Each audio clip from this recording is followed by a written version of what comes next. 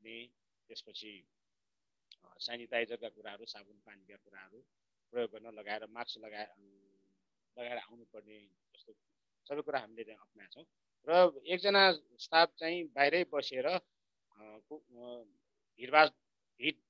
Hit नहोस् भन्ने हिसाबले बाहिरै बसेर चाहिँ सदस्यहरू आउँदाखेरि के कारोबार गर्नको लागि आउनुभएको सोधेर यदि नियमित बचतको लागि आएको छ भने उहाँलाई चाहिँ हामीले चाहिँ अहिले चाहिँ सङ्कलन गरेका छैन, पछि आउनुहोस् भनेर उहाँलाई चाहिँ घरै पठाइदिने हुलमुल नहुने ढङ्गले चाहिँ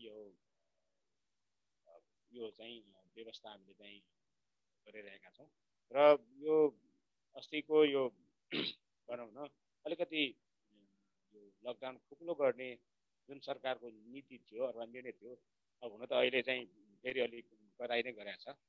त्यो नीति अनुसार चाहिँ हामीले चाहिँ अब सेवा केन्द्र पनि 3 घण्टा खोल्न थालेका छौँ र सेवा केन्द्रबाट पनि हामीले चाहिँ अब भनौँ न यो ऐच्छिक बचत र विशेष गरी यो अब असारको मसान्त आइसकेको छ र क्लोजिङको अवस्था छ र झनै अब त्यस्तै भनौँ अरू बेला अरू महिनामा चाहिँ 1.5 करोड हाराहारीमा चाहिँ दिनको ब्याज उठिन्थ्यो भने अब अहिले चाहिँ 40-50 लाखको हाराहारीमा मात्र हाम्रो चाहिँ ब्याज उठिरहेको अवस्था छ।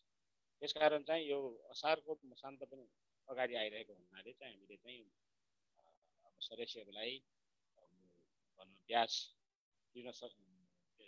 तिर्नुपर्छ र हामीले 5% छुट यो नियमित रूपमा चाहिँ यो लकडाउनको अवस्थामा पनि अब संस्थाको नियमअनुसार नियमित रूपमा चाहिँ ब्याज तिरेको अवस्थामा हाम्रो 5% ब्याजमा 5% छुट दिएकोले सदस्यहरू ब्याज तिर्न आइरहेको अवस्था पनि छ।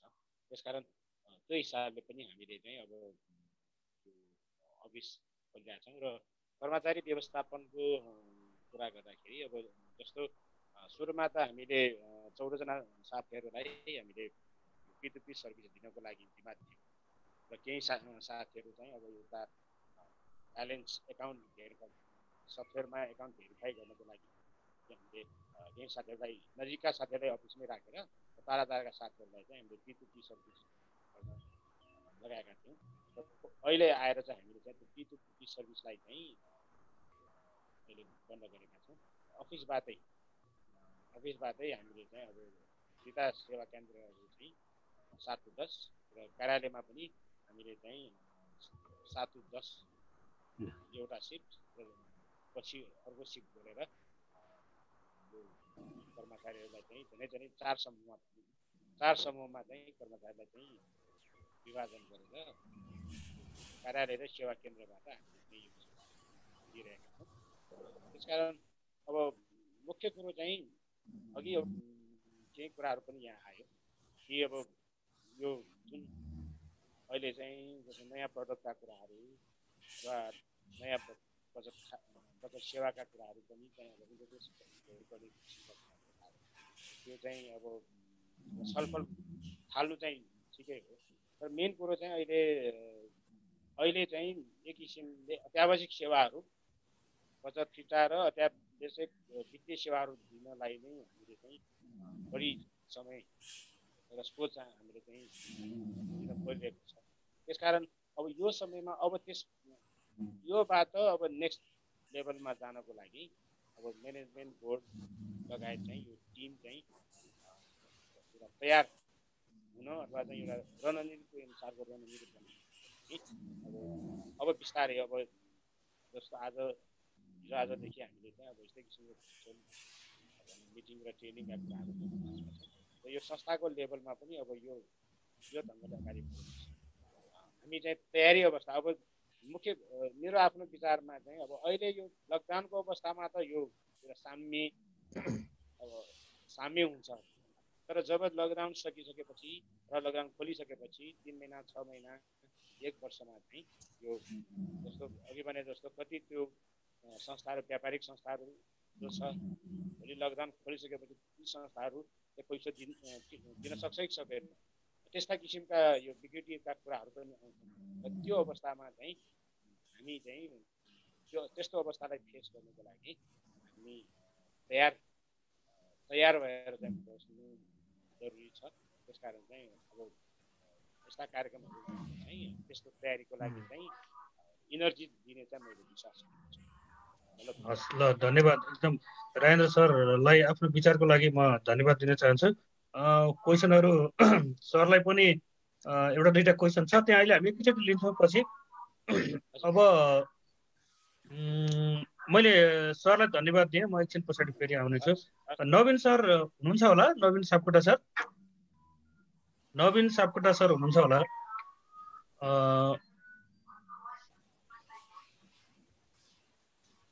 सायद मैले नवीन सापकोटा सर हुनुहुन्न जस्तो लाग्यो। म ईश्वर सरकोमा जान चाहे। ईश्वर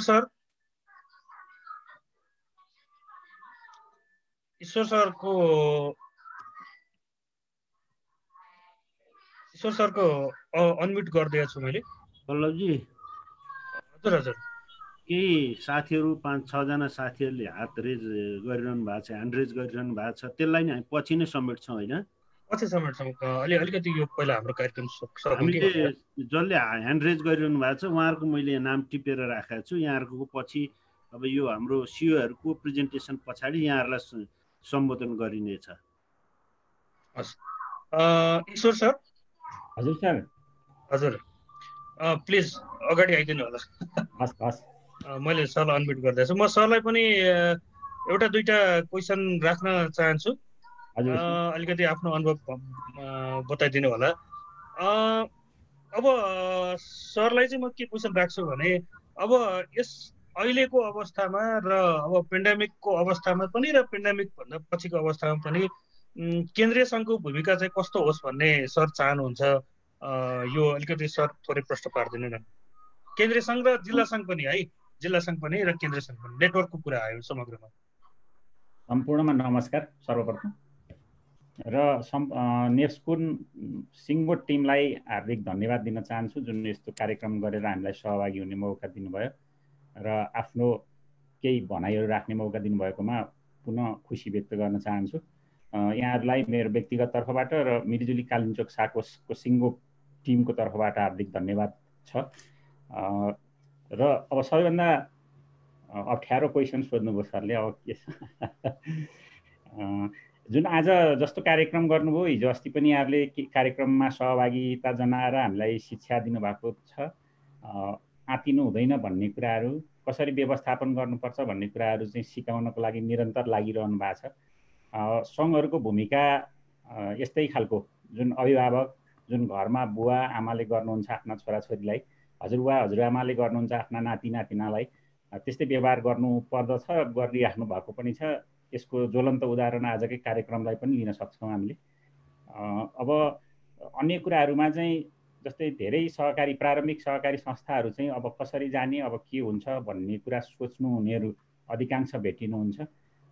यस्तै कार्यक्रमहरू मार्फत पनि हामीले उहाँहरूलाई जुन सङ्घले चाहिँ जानकारी दिलाउन सकिन्छ। तर जुन यो इन्टरनेटको पहुँचमा नहुने सहकारी संस्था जुन नेप्सकुनमा पनि आबद्ध हुनुहुन्छ, जिल्ला बचत सङ्घमा पनि आबद्ध हुनुहुन्छ, उहाँहरूको लागि पनि केही फरक ढङ्गबाट नेप्सकुनबाटै सम्भावना नभए पनि जिल्ला बचत सङ्घको नेतृत्वबाट केही गर्न सकिन्छ कि त्यो हेर्नुपर्छ होला जस्तो लाग्छ सर मलाई।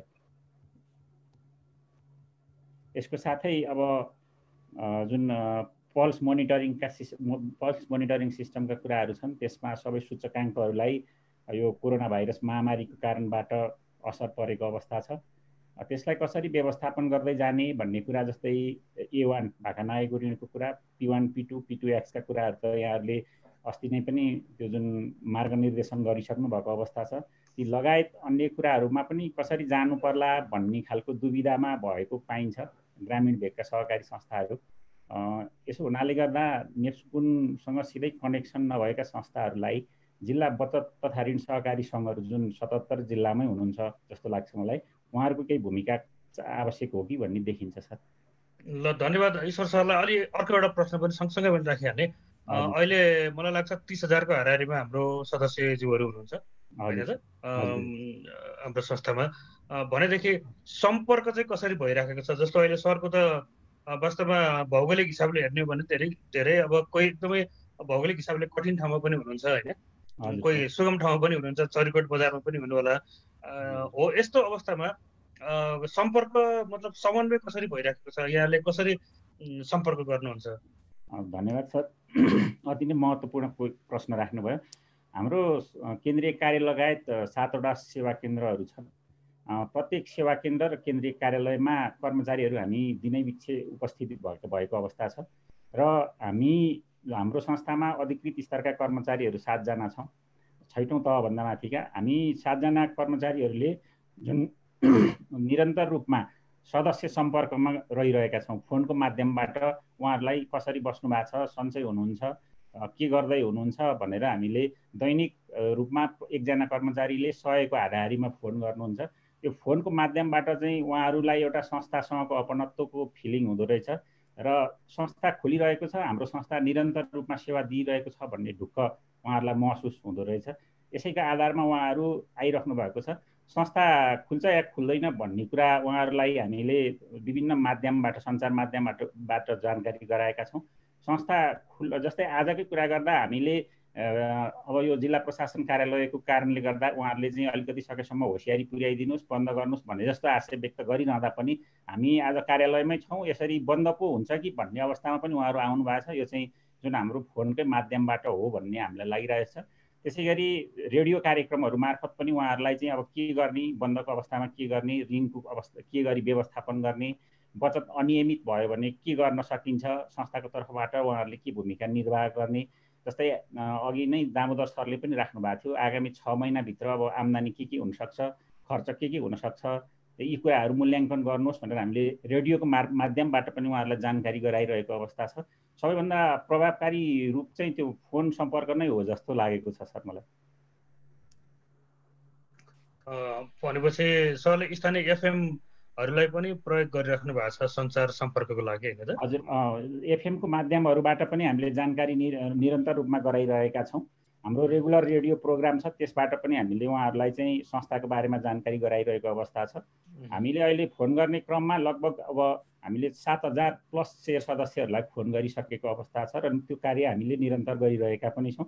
त्यसै गरी सेवा केन्द्र व्यवस्थापन उपसमितिका सरहरू र त्यस सेवा केन्द्र प्रमुख साथीहरूले पनि ती लोकल एरियामा रहनुभएका शेयर सदस्यज्यूहरूलाई चाहिँ सम्पर्क गरिरहनु भएको अवस्था छ। ल, एकदम धेरै धन्यवाद ईश्वर सरलाई। फेरि पनि म आउन सक्छु।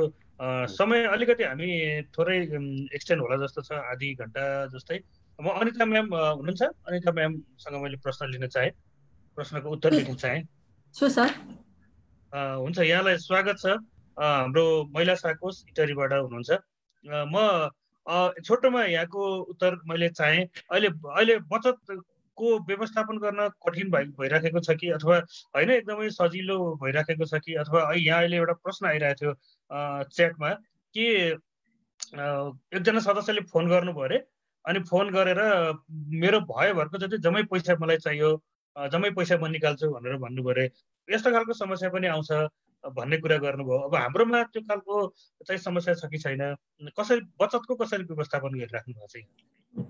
हुन्छ बल्लभ सर, नमस्कार, धन्यवाद। जुन आज नेप्सकुनले चाहिँ यो बचत सम्बन्धमा एउटा जुन भर्चुअल मिटिङ राखेको छ, यसको लागि चाहिँ म सिङ्गो नेप्सकुन टिम लगायत सम्पूर्ण साथीहरूमा म महिला बचत तथा मेरो व्यक्तिगत तर्फबाट पनि हार्दिक नमस्कार व्यक्त गर्न चाहन्छु।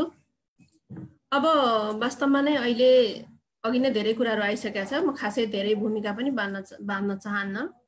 अहिले सबैभन्दा ठुलो समस्या भनेको हामी सहकारी, त्यसमा पनि हाम्रा सदस्य जो चाहिँ अलि विपन्न रूपमा सामुदायिकमा रूपमा रहनुभएका सदस्यहरू हुन्छ, उहाँहरू पक्कै पनि समस्यामा हुनुहुन्छ। त्यसमा पनि हामी सहकारी संस्था जो विपन्न समुदाय क्षेत्रमा काम गरिरहेका छौँ, हामीलाई पनि एउटा यो ठुलो चुनौतीको रूपमा रहेको छ। चुनौती सँगसँगै एउटा यसभित्र केही अवसरहरू पनि मैले देखेको छु, त्यो पछि समय रह्यो भने त्यसलाई सेयर गरौँला। अहिलेको अवस्थामा हामीले हाम्रो संस्थामा बचतको त्यस्तो समस्या छैन। जस्तै हामीले लकडाउनको अवधिमा तरलतालाई, बचतलाई व्यवस्थापन गर्नको लागि 2-3 वटा कुराहरू अवलम्बन गरेका थियौँ। पहिलो कुरा, हामीले हाम्रो भल्टको सीमालाई वृद्धि गरेका छौँ। दोस्रो, हामीले बचत फिर्ताको सीमालाई तोकेका छौँ। तेस्रो चाहिँ हामीले जति पनि हाम्रो बचतहरू सङ्कलन हुन्छ त्यसको कारोबार चाहिँ हाम्रो छाता सङ्गठनहरूबाट मात्रै गर्ने, जस्तो नेप्सकुन र राष्ट्रिय सहकारी ब्याङ्कमा मात्रै कारोबार गर्ने भनेर हामीले एउटा त्यो नीति नै बनाएका छौँ। र अहिले यो अवस्थामा चाहिँ रेमिटेन्स का अन्य सेक्टरहरू चाहिँ खुल्ला नभएको अवस्थामा अलिकति रेमिटान्सलाई पनि बढी महत्त्व दिएर सदस्यहरूलाई कसरी रेमिटान्स जुन अहिले थोरै मात्रामा भए पनि रेमिटान्सको कारोबार भइरहेछ त्यसलाई चाहिँ हामीले हाम्रो संस्थामा ल्याउने जुन एउटा योजना बनाएका छौँ त्यो योजनाले पनि अहिले हामीलाई बचतमा त्यस्तो ठुलो समस्या छैन।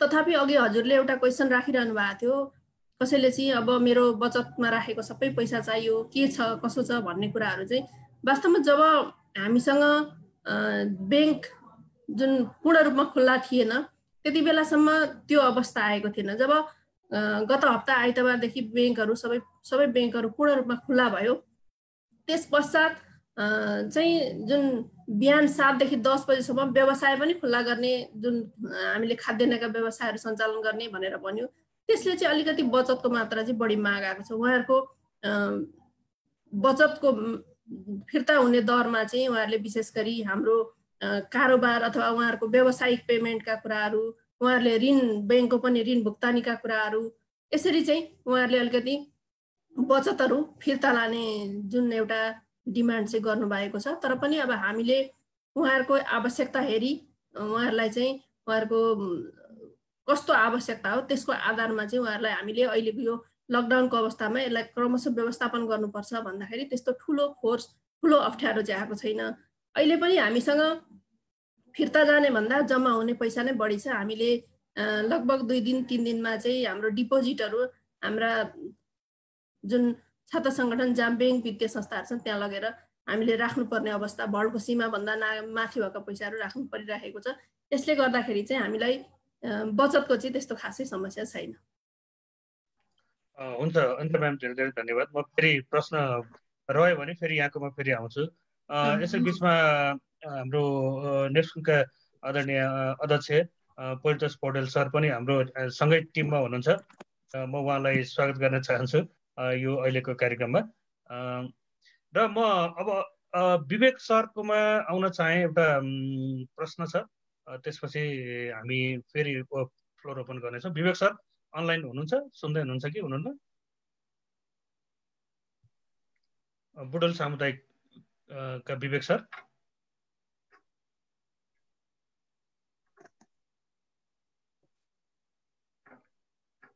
हेलो,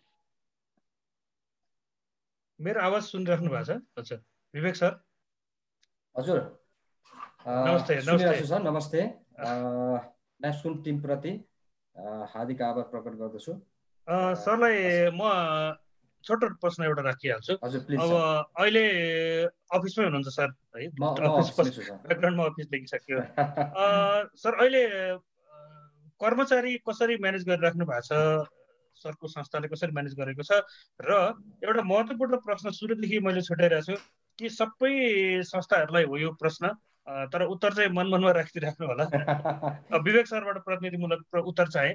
अहिले कर्मचारी कसरी व्यवस्थापन गरिराख्नु भएको छ? र जुन यो अहिले जुन कोरोना भाइरसको जुन महामारी छ त्यसको चाहिँ विरुद्धमा जुन हामीले व्यवस्थापन गर्नुपर्ने जुन सेनिटाइजरका कुराहरू, सेनिटेसनका कुराहरू छ त्यो चाहिँ कसरी व्यवस्थापन गरिराख्नु भएको छ? सरलाई मेरो 2टा प्रश्न। हस्, धन्यवाद सरलाई।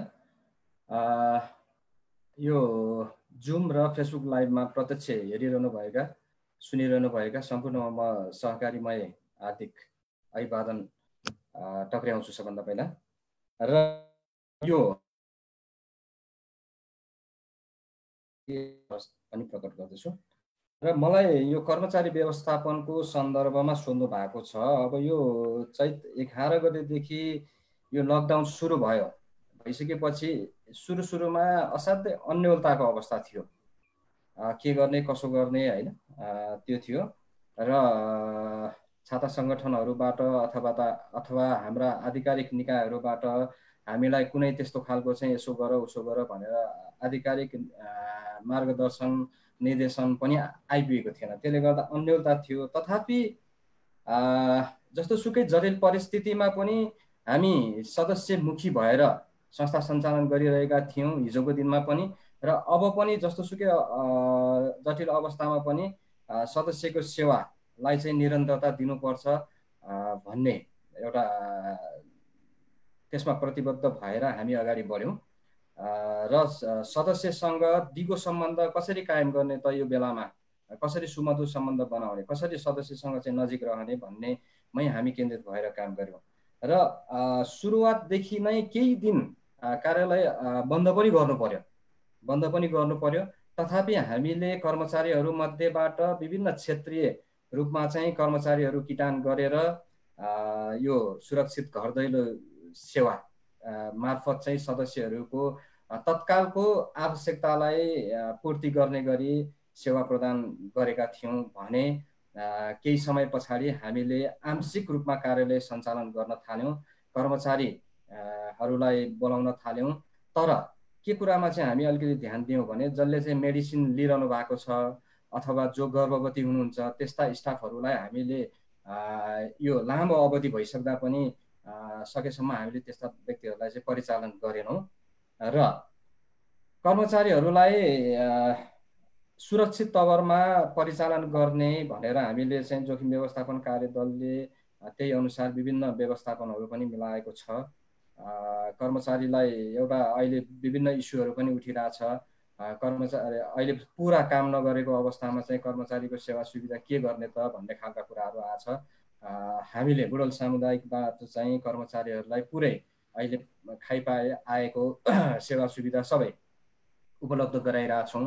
बरु उहाँहरूलाई उत्प्रेरणा स्वरूप अहिले कोरोना भाइरस इन्सुरेन्स जुन छ त्यसको व्यवस्था भइसकेको छ। त्यो सँगसँगै हामीले चाहिँ अरू थप अब अवस्था जटिल हुँदै जाँदाखेरि पनि कार्यालय बन्द गर्ने अथवा सेवा नै बन्द गर्ने भन्ने कुरा रहँदैन। त्यसकारण कर्मचारीलाई कसरी थप उत्प्रेरणा गर्न सकिन्छ, उत्प्रेरित गर्ने त भन्ने विषयमा योजना बनाएर अगाडि बढिरहेछौँ। अहिलेसम्म अधिकांश कर्मचारीहरू आएर काम गरिरहनु भएको छ। जो चाहिँ जिल्ला बाहिर हुनुहुन्छ, नगर बाहिर जो आउन सम्भव छैन उहाँहरूलाई पनि हामीले कन्सिडर गरेको अवस्था छ। र कर्मचारीहरू सुरक्षित हुनुपर्छ भन्ने पनि अर्को प्रमुख चाहिँ हाम्रो जिम्मेवारी पनि छ। हामीले जिम्मेवारी कर्मचारीहरूको लिनु पनि पर्छ। यो सन्दर्भमा चाहिँ जस्तो सामाजिक दूरी कायम गरेर कर्मचारीहरू सदस्यहरूसँग चाहिँ कारोबार गर्ने व्यवस्था मिलाएका छौँ। सामान्यतया अब नर्मल्ली हामीले ग्लोभ्स प्रयोग गर्ने, मास्क प्रयोग गर्ने, सेनिटाइजर प्रयोग गर्ने कुराहरू चाहिँ गरिरहेछौँ।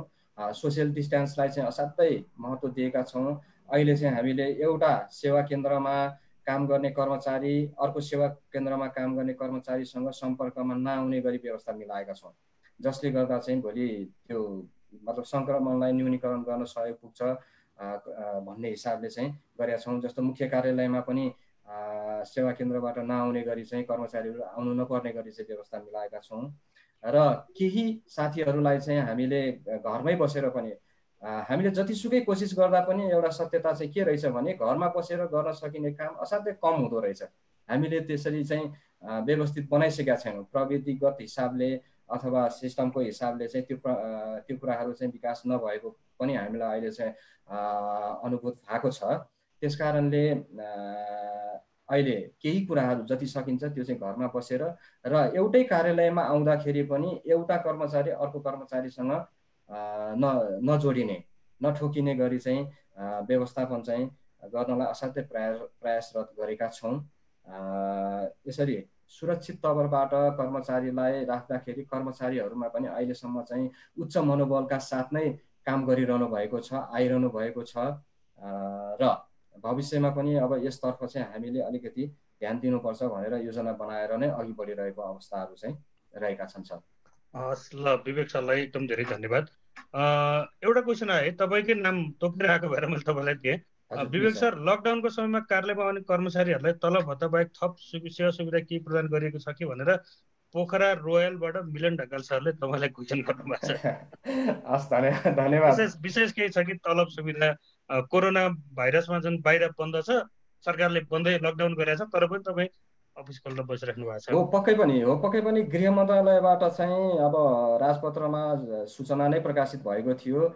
यो बन्दाबन्दीको अवधिलाई चाहिँ सार्वजनिक विधा कायम गराउने भन्ने सन्दर्भमा अब यो विदै गराएर कार्यालय बन्द गर्ने अवस्था त ल्याउन पक्कै पनि हुँदैन। त्यस अर्थमा हामीले कर्मचारी मोबिलाइज गरेका छौँ। अहिले तत्काललाई चाहिँ हामीले थप इन्सेन्टिभको व्यवस्था गरिसकेको छैन। तर के कुरामा प्रष्ट छौँ भने अब जस्तो काभ्रेमा हिजो मात्रै पनि होइन धुलीखेलमै पनि अब नेपालमा पहिलोपटक चाहिँ मृत्यु भयो होइन कोरोना सङ्क्रमणको कारणले। अब यसरी अहिले अवस्था बिस्तारै जटिलतातिर गइरहेछ। त्यस कारणले अब जटिल हुँदै गएको अवस्थामा चाहिँ थप इन्सेन्टिभहरूको व्यवस्था गर्नुपर्छ भन्ने कुरामा चाहिँ हाम्रो संस्थाको जोखिम व्यवस्थापन कार्यदलमा चाहिँ हामीले छलफल चलाइरहेका छौँ। मलाई लाग्छ त्यो छिटै कार्यान्वयन हुन्छ भन्ने म विश्वस्त छु। भन्छ एउटा थप सुविधा भनेको हामीले कोरोना विरुद्ध एउटा इन्सुरेन्स गरेका छौँ। बस अहिले चाहिँ हामीले 1 लाख बराबरको कोरोना इन्सुरेन्स चाहिँ गराएको छौँ। हुन्छ, धन्यवाद यहाँ सबैजनालाई। फेरि पनि हामी यहाँ प्रश्न केही जिज्ञासाहरू सहभागीहरूको पनि केही जिज्ञासा अथवा हाम्रै पनि केही प्रश्नहरू भयो भने फेरि पनि आउनेछौँ। अब त्यो ह्यान्ड रेज गर्ने साथीहरूलाई मौका दिनुहोस् त। म एकचोटि त्यही हेर्दैछु, मलाई लाग्छ यहाँनिर अघि मैले यहाँ टिपेको छु मेघनाथ लामिछाने सर। मेघनाथ सर हुनुहुन्थ्यो, अघिदेखि ह्यान्ड रेज गरिराख्नु भएको थियो तर मैले लिन पाएको थिएन। मेघनाथ सर तपाईँ त्यही हुनुहुन्छ? हजुर हजुर सर नमस्कार, म छु। प्लिज छोटोमा क्वेसन राखिदिनु होला। सरको के छ कि विचार वा क्वेसन के छ, कसको लागि सोध्दै हुनुहुन्छ त्यो पनि भनिदिनु होला प्लिज। सबैमा नमस्कार। नमस्कार नमस्कार। सुनेको छ सर? सुनेको छ सर। हजुर सर, मैले प्रश्न भन्दा पनि मैले एउटा सुझाव मात्रै राखेको छु आजको कार्यक्रमको लागि। यहाँहरू सबैमा मेरो हार्दिक नमस्कार छ। नेप्सुनप्रति हामी आभारी छौँ कि यो व्यवस्थापन सम्बन्धी भर्चुअल तालिम सञ्चालन गर्नुभएकोमा। हामीहरूको यतातिर पनि चितवनको लघु समुदायमा आधारित संस्थाहरूमा पनि बचत वृद्धिकै ट्रेन्ड छ। सम्भवतः यो ब्याङ्कहरूमा सेवा अलि अवरुद्ध छ, कहिले उनीहरू प्लानमा सेड्युलमा खोलिरहेछन् भने हामीले चाहिँ सक्दो दैनिक खोलिरहेछौँ र आउँदो यो लकडाउन कडा पारिसकेपछि चाहिँ हामीले दिनमा 3 घन्टा मात्रै खोलेका छौँ अहिले। अब अहिले चाहिँ दैनिक रूपमा हाम्रो बचतकै वृद्धि छ। भल्ट पनि हामीले हाम्रो संस्थाकै हकमा राख्दा चाहिँ हामीसँग 1,50,00,000 को भल्ट लिमिट छ। 1 करोडभन्दा तल हुँदा पनि पर्याप्त रूपमा पैसा पुगेको छ। भुक्तानीको लागि चाहिँ हामीले एकदम उसको रूपमा अनाउन्सै गरेर लिमिटेसन चाहिँ राखेका छैनौँ। कोही सदस्यहरूले 10 लाख नै चाहियो भन्नुभयो भने पनि किन कसरी कहाँ के को लागि भनेर सामान्य सोधपुछ गर्छौँ र उपयुक्तताको आधारमा उहाँको काम पेसाको आधारमा हामीले 10 लाखसम्म 20 लाखसम्म भुक्तान दिएका छौँ र त्यसले सपोर्टै भएको छ, झनै राम्रो भएको छ। मैले अलिकति कुरा राख्न खोजेको चाहिँ खास ब्याज दरको बारेमा छ। ब्याज दरको कुरा चाहिँ के छ भने हामीले अहिले ब्याङ्कहरूले भटाभट हाम्रो ब्याज दर घटाइरहेका छन्। अब 2 देखि 3.5-4% हाम्रो बचतको ब्याज दर भइसकेको छ भने नेप्सुनमा पनि केही ब्याज दरहरू भर्खरै घटेको छ 1 गतेदेखि। अब यो लकडाउन पछि अहिलेसम्म त बचत हामी कहाँ वृद्धि छ, किनभने ब्याज दर कारणले हुनसक्छ सेवामा चुस्तता र हाम्रो अलि सेवामुखी भएको हुनाले सेवामा बढी प्रायोरिटी भएको हुनाले पनि हामीलाई विश्वास र भरोसा गरेको हुन सक्छन्। अब लकडाउन पछि चाहिँ मैले 2टा कुरा चुनौती देखेको छु। एउटा अप्ठ्यारो समस्या परेको हुनाले अनौपचारिक कारोबारहरू बढ्न सक्छ। ब्याङ्क वित्तीय संस्था छ भन्दा सिधै नगद लेनदेन गर्ने, बाहिर क्यास चल्ने, किनभने अहिले पनि कतिपय धेरै जसो व्यापारहरू नगदमा चलेको छ। ब्याङ्कको चेकहरू लिनदिने कामहरू भएको छैन। सम्भवतः धेरै ठाउँमा यो कुरा भएको होला, हामीले यतातिर त्यो देखिरहेछौँ। यस्तो भयो भने चाहिँ हामीले तोकेका ब्याज दरहरू न्यून हुन सक्छन् र जहाँ अलिकति तरलताको सङ्कट हुन्छ त्यति बेला चाहिँ ब्याज दरहरू अस्वाभाविक रूपमा वृद्धि गर्ने होडबाजी चल्न सक्छ भन्ने लाग्छ। त्यसकारण बेलैमा म के अनुरोध गर्न चाहन्छु भने नेप्सुन र राष्ट्रिय सहकारी ब्याङ्कले सम्भव छ विभागबाटै नभए ब्याङ्क र नेप्सुनबाट संयुक्त रूपमा एउटा ब्याज दर कोरिडोर जसरी बनाइएको छ त्यसलाई अधिकतम ब्याज दरका सीमाहरू जस्तो अनिवार्य बचतमा कति, कारोबार बचतमा कति, क्रमिक बचतमा कति र आवधिक बचतमा कतिसम्म जाने न्यूनतमदेखि अधिकतमसम्मको एउटा रेन्ज तोकियो भने ब्याङ्कहरूमा आज जसरी ब्याज दरको पोलिसन जस्तो छ एउटा उनीहरूको एसोसिएसनले गरिसके सबैले त्यसलाई आधार मान्छन्। हामी कहाँ त्यो अलिक ट्रेन नभएको हुनाले भोलिका दिनमा हामीले हाम्रा निर्णय र हाम्रा गतिविधिले हामीलाई नै जन असर पार्छन् कि भन्ने एउटा चिन्ता चाहिँ छ। अहिले यति बेला त हामी सानसानो लोन पनि गरिरहेका छौँ, केही पनि ठुलो समस्या आउने जस्तो पनि आकलन त गर्न सकेका छैनौँ। अब भविष्य कसरी आउला कसरी जाला त्यो भविष्यमै छ। र मेरो चाहिँ यही विशेष गरी ब्याज दरमा भोलि आउन सक्ने र तरलतामा नेप्सुन र राष्ट्रिय सहकारी ब्याङ्कले सहजीकरण र त्यसमा सपोर्ट गर्ने भइसकेपछि हामीलाई ठुलो चिन्ता केही पनि लागेको छैन। त्यसकारण आउँदा दिनमा अझ बढी हामी सजग र सतर्क हुनुपर्छ। मैले यति नै सुझाव राखेँ, मेरो सानो मन्तव्य राखेँ। म अलिकति धन्यवाद सर। म सञ्जय सर हुनुहुन्छ भने अलिकति सञ्जय सरसँग पनि रिलेटेड हो कि जस्तो लाग्यो यो प्रश्न। सञ्जय सर हुनुहुन्छ भने प्लिज सन्देश सरलाई अनम्युट गरिदिनु होला।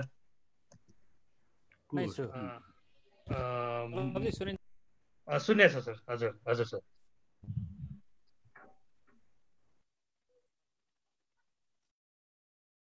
आवाज आएन सर, आवाज आएन, अहिले आयो। हेलो। हजुर हजुर हजुर, अब बोल्नु सर। हजुर सर। मेघनाथ सरले राखेको जिज्ञासाको कुरा गर्नुभयो कि अरू कुनै विषयको कुरा गर्नु? समग्रमा साकोसहरूको अब अहिलेकै अवस्थामा चाहिँ कसरी हामीले ब्याज दर निर्धारण गरेर जान सक्छौँ भन्ने कुरा उहाँको, जस्तो अहिले ब्याज दर कोरिडोर को डिफाइन गरिदिनु पर्यो केन्द्रीय सङ्घले र ब्याङ्क सहकारी ब्याङ्कले मिलेर भन्ने कुरा आयो। त्यो कोरिडोर हामीले डिफाइन गर्न हामीलाई कानुनले दिन्छ कि दिँदैन होइन। अब हुन त एउटा मार्ग निर्देश त हामीले गर्न सक्छौँ होला, यतिसम्म चाहिँ जान सकिन्छ भनेर यो। र अनि कसरी निर्धारण गर्न सक्छ त अहिले? जस्तो अहिले मार्केट हेर्ने हो भने मार्केटमा पनि वास्तवमा एकदम फ्लक्चुएट छ होइन, सबै बचतको ऋणको ब्याज दरहरू। यस्तो अवस्थामा कसरी ब्याज दर कसरी निर्धारण गर्ने र ब्याज दरमा चाहिँ कोरिडोरको नियम लागू गर्न सकिन्छ कि सकिँदैन भन्ने कुरा दुईटा जिज्ञासा भएको थियो। धन्यवाद जिज्ञासाको लागि मेघनाथ सरलाई, अनि समयको लागि बल्लभ सरलाई, दुवैजनालाई धन्यवाद। यो विशेष गरेर अब ब्याज दर निर्धारण गर्ने सम्बन्धमा नेप्सकुनले धेरै अगाडिदेखिबाट यो कुनै यो सिम्प्याथीमा अथवा इम्प्याथीमा कुनै तरिकाले चाहिँ गएर नभएर यो एउटा फेयर मार्केट रिसर्चको आधारमा चाहिँ यसलाई गर्नुपर्छ भन्ने हामीले धेरै अगाडिदेखि भन्दै आएको। त्यो विषय अहिले यो पेन्डामिकको समयमा पनि त्यो विषय त्यतिकै लागू हुन्छ भन्ने लाग्छ, किनभने यो पेन्डामिकको असर हामीलाई मात्रै होइन, होल इकोनोमीलाई नै परिरहेको सन्दर्भमा अन्य ब्याङ्क वित्तीय संस्थामा जसरी ब्याज दरको फ्लक्चुएसन भइरहेको छ हामीकोमा पनि केही न केही असर पर्छ। तर तुलनात्मक रूपमा ब्याङ्क वित्तीय संस्थामा पर्ने असरभन्दा सहकारीमा पर्ने असर साँच्चै हामी सहकारी भएर चल्न सकिरहेको छौँ भने स्वाभाविक रूपले कम हुन्छ। किनभने हामीसँग एउटा त विभिन्न किसिमका कोषहरू हुन्छ, त्यो कोषले एउटा लेभलसम्म थेग्न सक्ने हुन्छ र अनफेयरली हामीले कम्पिट गर्नु पर्दैन। अर्को पाटो हामीसँग रेगुलर सेभिङ हुन्छ जुन म्यान्डेटरी टाइपको हुन्छ र लङ टर्म रहने किसिमको सेभिङहरू हुन्छ, त्यसले पनि हामीलाई त्यति अनफेयरली मार्केटमा कम्पिट गरिरहन पर्दैन जस्तो मलाई लाग्छ।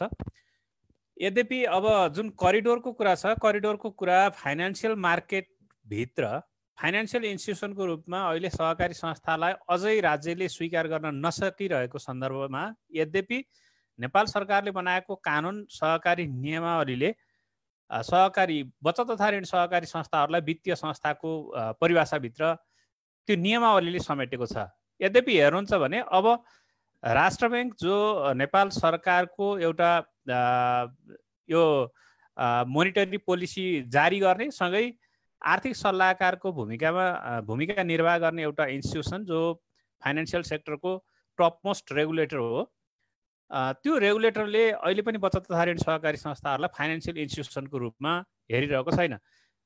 साँच्चै हुनुपर्ने त के थियो भन्दा ब्याज दर करिडोर ब्याङ्क वित्तीय संस्थामा तोकिँदा त्यो सँगै बचत तथा ऋण एउटा लेभलको करिडोर आउन जरुरी हुन्थ्यो। अब त्यो करिडोर भएको भए आज हामीसँग यतिका सङ्ख्यामा बचत तथा ऋण सहकारी संस्थाहरू खुल्ने पनि थिएनन् होला। यत्रो सङ्ख्यामा संस्था किन भयो भन्दा त्यही करिडोर त्यही लिमिटेसन्सहरू नभएको कारणले यति धेरै सङ्ख्यामा संस्थाहरू खुलेको हो भन्ने हामीले एउटा सामान्य विश्लेषण गर्न सक्छौँ। र अब अहिले रातारात ती विषयहरूलाई सम्बोधन गरिहाल्न पनि सम्भव छैन, किनभने हामी अहिले अलिक फरक सिचुएसनमा छौँ। यो सिचुएसनमा हामीले अहिले नै ठ्याक्कै अब ती विषयहरूलाई सम्बोधन गर्ने, अब ती विषयहरूलाई सम्बोधन गर्ने भन्दा थुप्रै संस्थाहरूलाई त्यसको असर पर्न सक्छ। त्यो यस्तो असर पर्न सक्छ कि आफ्टर लकडाउन ती संस्थाहरू फेरि कन्टिन्यू हुन सक्ने कि नसक्ने भन्ने किसिमको समस्याहरू हुन सक्छ। त्यसो हुँदा एउटा संस्था कहीँ फेलुवर भयो भने त्यसको असर नेपालको होल कोअपरेटिभ सेक्टरमा, अझ विशेष गरेर बचत तथा ऋणको कारोबार गर्ने संस्थाहरूमा त्यसको प्रत्यक्ष असर पर्छ। त्यो असरलाई सम्बोधन गर्नका लागि पनि अहिले सिचुएसनल म्यानेजमेन्ट गर्ने कुरा नै सबैभन्दा बेटर हुन्छ भन्ने लाग्छ। र अहिले जुन बचत तथा ऋणको मार्केटमा हेर्दाखेरि चाहिँ बचतको पनि ब्याज दर घट्या छ, ऋणको पनि घट्या स्थिति छ। अघि मेघनाथ सरले भन्नुभएको थियो नेप्सकुनको पनि हामीले 1 गतेबाट लागू हुने गरी अस्ति 1 गतेबाट लागू हुने गरी ब्याज दरमा केही रिभ्यू गरेका छौँ र यो फेरि रिभ्यू हुनुपर्ने स्थिति जस्तो छ किनभने यो हाम्रो 22 गतेको बोर्ड मिटिङले गरेको डिसिजन हो र अस्ति 1 गते फेरि ब्याङ्किङ सेक्टरमा चाहिँ इन्ट्रेस्ट रेट घटिसकेको छ त्यसले गर्दा अब अहिले हामीसँग रहेको अहिले लिक्विडिटी धेरै राखेर बस्नुपर्ने स्थिति धेरै लिक्विडिटी रहने अल्टिमेट त्यो लिक्विडिटीको पैसा जाने भनेको ब्याङ्किङ च्यानलमा र ब्याङ्किङ च्यानलमा चाहिँ इन्ट्रेस्ट रेट घटिरहँदाखेरि हामीले धेरै महँगोमा किनेको पैसा लगाएर सस्तोमा थुपारेर राख्नुपर्ने हुँदा हामीलाई त्यसले चाहिँ लस जेनेरेट गरिरहेको हुन्छ त्यो लसलाई मिनिमाइज एकदम समय सान्दर्भिक तरिकाले समय सापेक्ष भएर र यो वित्तीय बजारमा आएको परिवर्तनलाई अनुसरण गर्दै संस्थाहरूले आफ्नो ब्याज दर परिवर्तन गर्ने कुरालाई चाहिँ अलिक प्राथमिकतामा राख्नुपर्छ भन्ने लाग्छ र विशेष गरेर अहिले अघि गणेश सरको प्रेजेन्टेसनमा पनि आएको छ पछि धेरैहरूले भन्नुभएको छ अहिले बचतको व्यवस्थापनको सन्दर्भमा हामीले कुरा गरिरहँदाखेरि अहिले अलिकति बचत चाहिँ भन्ने कुरा र साँच्चै बचत बुझाउनको लागि एउटा अपर्च्युनिटी पनि हो भन्ने लाग्छ पेन्डेमिक त्यो अपर्च्युनिटीलाई हामीले क्याच गर्नुपर्छ विशेष गरेर एउटा यो बचत भनेको विश्वास हो यो विश्वासलाई अहिले जगाउने र यो संस्था हाम्रै हो यो संस्था दुर्घटनामा पर्दैन यो संस्था कन्टिन्यू हुन्छ यो संस्थाले हामीलाई फेरि पनि भविष्यमा सेवा दिन्छ भन्ने कुरा यदि हामीले सदस्यलाई त्यो इन्स्योर गराउन सक्यौँ भने बचत व्यवस्थापनको पाटोमा एउटा सबैभन्दा महत्त्वपूर्ण पक्ष त्यो हुन्छ अघि जुन एउटा क्वेसन आएको थियो त्यो कि मेरो सबै बचत फिर्ता चाहिन्छ भनेर भन्ने सिचुएसन किन आयो होला त भन्दा हामीले सदस्यलाई साँच्चै भन्दा सदस्य शिक्षा हामीले अझै त्यति धेरै जति चाहिने हो त्यति चाहिँ दिन सकेका रहन्छौँ कि भन्ने लाग्छ त्यस्ता इस्युहरू नेप्सकुनमा पनि आउँछन् यही पेन्डेमिककै बिचमा केही म्याच्योर भएका एफडीहरू अर्को इन्स्टिट्युसनले अलि बढी ब्याज दिने भयो म त्यता सिफ्ट गर्छु 0.25% अलिकति बढी उता दिने भयो म सिफ्ट गर्छु भनेर केही नेप्सकुनमा पनि म्याच्योर भएका एफडीहरू संस्थाले ट्रान्सफर गरेको सिचुएसन पनि छ म व्यवसाय विभाग हेर्ने भावनाले त्यो विषय अझ बढी मसँग रिलेट भएर आइरहेको छ यो भनेको अल्टिमेटली हामीले के रहेछ भन्दा संस्थालाई सदस्यलाई यो संस्था तपाईकै हो भन्ने अझै हामीले अनुभूत गराउन सकिरहेको छैनौँ कि त्यो विषयमा अहिले पनि सदस्य शिक्षा त्यत्तिकै अझ बढी सामान्य अवस्थामा भन्दा अहिले पेन्डेमिकको अवस्थामा चाहिँ सदस्य शिक्षालाई अलि बढी फोकस गर्नुपर्छ त्यसका विभिन्न विधिहरू हुन सक्छन् सबैभन्दा सहज विधि र प्रविधि चलाउन नजान्नेले श्रवण गर्न सक्ने हेर्न सक्ने र त्यसलाई अनुसरण गर्न सक्ने विधि भनेको स्थानीय रेडियो टेलिभिजन मार्फत हामी जुन केबल अपरेटरहरू हुन्छन् केबल अपरेटर मार्फत पनि हामीले त्यस्ता विषयहरूलाई हामीले लैजान सक्छौँ सदस्य शिक्षाका विषयहरूलाई त्यसमा कुनै एउटा संस्थाले मात्रै त्यसलाई इनिसिएट गर्नुपर्छ भन्ने छैन त्यो एरियामा त्यो जस्तो लोकल केबल अपरेटर मार्फत हामीले सदस्य शिक्षा प्रदान गर्ने हो भने त्यो केबल अपरेटरको सर्भिस कहाँ पुग्छ त्यो एरियामा भएका संस्थाहरूले एउटा त्यो कोअपरेसनमा त्यस्ता टुल्सहरू बनाउन सकिन्छ र त्यसलाई प्रसारण गर्न सकिन्छ त्यसले सदस्य शिक्षालाई अझ बढी सहज बनाउन सकिन्छ भन्ने लाग्छ र अर्को टेक्नोलोजीको पार्ट अहिले पनि कतिपय टेक्नोलोजीहरू अहिले हामीले एडप्ट गर्न सक्छौँ पेन्डेमिककै अवस्थामा पनि नयाँ टेक्नोलोजीहरू एडप्ट गर्न सक्ने सम्भावनाहरू छ अहिले अब हामीसँग लेटेस्ट भनेको मोबाइल एप्स र अहिले एटिएम हामीले अलि बढी टेक्नोलोजीको रूपमा युज गरिरहेको तर यो वर्ल्ड काउन्सिलको एउटा रिपोर्टले के भनेर छ भने क्यास चलाउनु भन्दा एटिएम मेसिनमा त्यो कार्ड घोट्नु चाहिँ वास्तवमा यो सङ्क्रमणको हिसाबले एटिएमको त्यो हबभित्र प्रवेश गर्नु चाहिँ बढी सङ्क्रमणको सम्भावना हुन्छ भन्दो रहेछ यसको मतलब अब हामीले के हो भने रिमोटली ट्रान्जेक्सन गर्न सक्ने त्यस्तो विधिहरू हामीलाई जरुरी हुन्छ जस्तो लाग्छ त्यसको लागि अब क्युआर सिस्टम चाहिँ सबैभन्दा बेटर अहिले हाम्रो टेक्नोलोजी हुनसक्छ त्यो अलि इजी पनि छ धेरै संस्थाहरू जसको अलिकति क्षमता पुगेको छ हामीले अनलाइन बेसको सिस्टम चलाइरहेका छौँ ती संस्थाहरूले अहिले त्यो क्युआर सिस्टम क्युआर कोड चलाउन सक्यौँ भने त्यसले चाहिँ हामीलाई अझ सहज बनाउँछ। र अब सदस्यले बचत किन विथड्र गर्छ भन्दा भोलि संस्थाले मलाई चाहिएको बेला दिन सक्छ कि सक्दैन भन्ने उसँग एउटा किसिमको त्यो अलि दुविधा हुनसक्छ। त्यो दुविधाले अरूले ननिकाल्दा मैले निकालिहालेँ भने मेरो पैसा सुरक्षित होला भन्ने हिसाबले सोचेको हुनसक्छ। यद्यपि सदस्यहरूलाई हामीले तिमीले जतिखेर चाहन्छौ त्यतिखेर पैसा दिन सक्छौँ र तिमीलाई चाहिएको बेला तिमीलाई चाहिए जति निकाल्न सक्छौ, घर लगेर किन राख्नु पर्यो भन्ने कुरा चाहिँ हामीले व्यवहार त त्यो कुरा उनीहरूलाई अनुभूत गराउन सक्यौँ भने बचत आउने कुरा पनि र आएको पैसा हामीसँग होल्ड हुने कुरा पनि सहज हुन्छ भन्ने लाग्छ। त्यस हिसाबले हामीले अब अहिले हजुर हुन्छ सरको अलि दुईटा सरलाई प्रश्न पनि भएको भएर मैले सम्झाइराखेको। हजुर हजुर भन्नु त। यहाँ सरलाई दुईटा प्रश्न सरको नामै तोकेर आएको भए मैले लिइहालेँ। एउटा चाहिँ जस्तो फिक्स डिपोजिटमा यसभन्दा अगाडि जुन रेटमा हामीले लिएको थियौँ अब अहिले चाहिँ फिक्स डिपोजिटको रेट हामी त्यसलाई समायोजन गर्न सक्छौँ कि सक्दैनौँ भन्ने एउटा प्रश्न आयो। यो क्विकमा सरले दिदिनु होला, म अर्को दुईटा प्रश्न फेरि सरले राखिहाल्छु। सरकै नामै लेखेर आएको। अब एफडी भन्ने बित्तिकै तपाईँले एउटा त्यसको लागि समय र त्यसको प्रतिफल दर पहिले नै तपाईँले एउटा एग्रिमेन्ट गरेको हुन्छ र त्यो एग्रिमेन्टलाई बिचमा गएर तपाईँले एकपक्षीय तरिकाले तोड्न चाहिँ सक्नुहुन्न। त्यसकारण बिचमा आएर एफडीको रेट चेन्ज गर्ने भन्ने चाहिँ हुँदैन। तर अब एफडी म्याच्योर भयो भने नवीकरण गर्ने बेलामा चाहिँ नयाँ रेटमा नवीकरण गर्ने कुरा सान्दर्भिक हुन्छ। त्यसकारण हामीले धेरै लामो अवधिको एफडीहरू पनि लिन त्यति उचित हुँदैन होला। तर अहिले चाहिँ लिक्विडिटी बढिरहेको छ। लिक्विडिटी बढिरहेको सन्दर्भमा अहिले एफडी राख्ने सदस्यहरूले पनि आफ्टर पेन्डामिकको कसरी उहाँहरूले आफ्नो बिजनेस प्लान गर्नुभएको छ त्यो कुरा पनि हामीले अलिकति सचेततापूर्वक हेर्नुपर्छ। एफडीमा लियौँ भने हामीले पनि अलि बढी पैसा त्यसको रिटर्न खोज्नुपर्ने हुन्छ। त्यही अनुसार हामीले व्यवस्थापन गर्छौँ, जसले गर्दा भोलि सदस्यले फेरि बिचैमा बरु मलाई ब्याज धेरै चाहिएन, त्यो एफडीको ब्याज चाहिएन, मेरो पैसा चाहियो भन्न आउने अवस्थामा दिनको चाहिँ हामीलाई प्लानिङ गर्न अलिकति।